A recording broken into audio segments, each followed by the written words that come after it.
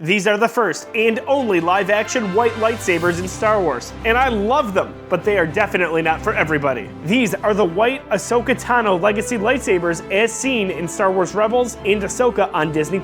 These are the newer versions of these hilts, but are they improved? Welcome to Lightsaber Life, where I review lightsabers of all kinds, from legacy to neopixels, all in an effort to help you make the best choice for your collection. These hilts do not come with the standard Galaxy's Edge legacy affair. Instead, because they have blades, they come in a box set that looks like this. It even says thinner on the box. We'll talk about that in a moment. In here, we've got kind of the traditional looking button for a legacy lightsaber case. This is just a decal, but it is slick. It represents the Togruta, which is Ahsoka's species. Usually in a box set like this, you'll get a stand for the lightsabers. These don't come with that. And here we've got our regular size hilt along with our Shoto. I gotta give it to Disney, it's a beautifully designed hilt, which is mostly screen accurate. One thing they did correct from the original version of these is the diamonds. These are the right color offset and they're on the right side of the hilt. From the bottom up, we've got unreal sound ventilation. I think the sound on these is gonna blow you away for a few reasons. We've got our D-ring, which I am a big fan of in place of the CoverTech belt clip. This can hang nicely on your waist. Here we've got a little bit of a rubber grip, so if you wanna hold the lightsaber right there, that's gonna help you out a little bit. The finish on these is definitely more glossy than matte, but it's not overly shiny, and the beautiful thing with this, unlike most lightsabers, you're not gonna leave fingerprints on them. That's a big win. We've got the right color gold here as we get towards the emitter, and here our blade plug.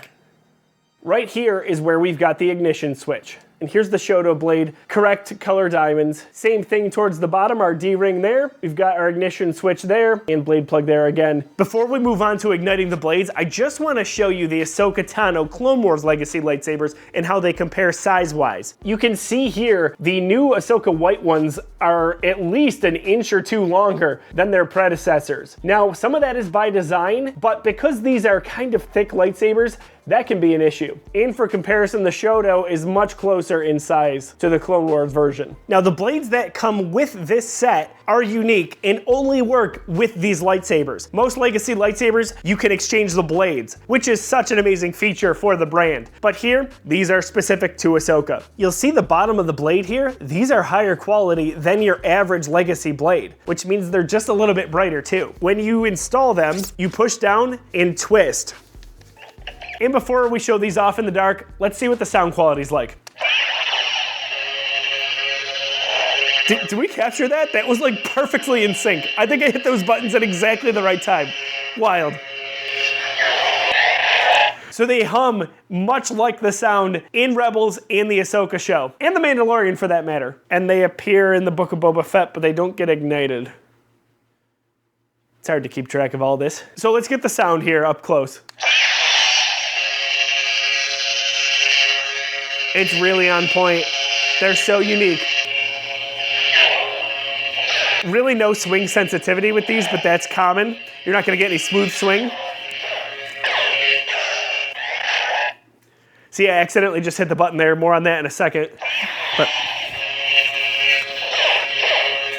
got a little bit of flash on clash there. So on the ignition, that's an outstanding button.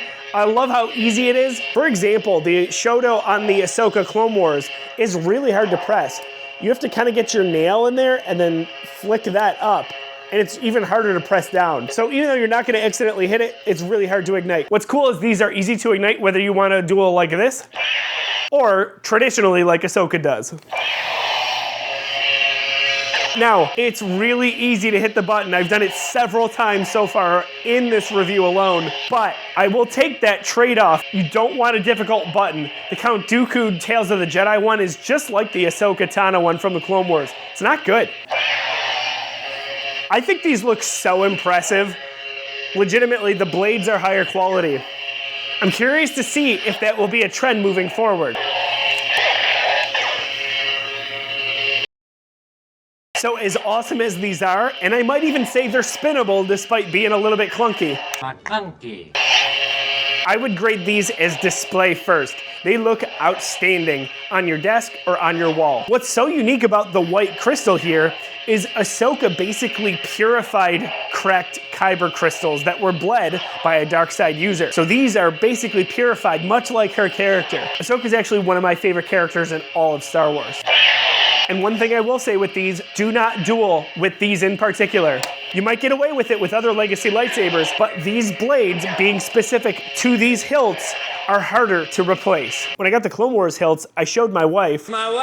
She asked me with a straight face, doesn't Ahsoka have curves? Honey! If you're looking for Ahsoka lightsabers that you can duel with, and I mean really duel with, might I recommend the Tano Special Edition, aka the Tano SE from Sabers. You're giving up screen accuracy, but you are getting the ability to wail on these. Aside from that, if your preference is the Clone Wars, get these. They turn both green and blue. So who are these lightsabers for? If you collect legacy lightsabers, these are obvious. If you simply like Ahsoka, these make a lot of sense. And another thing I'll add is if you're budget conscious when it comes to collecting, these are a no-brainer. But who should skip? This one might be controversial, but I think cosplayers could do better. I will say without the blades in them and with the D-ring, these probably would be okay on your waist, but they are huge.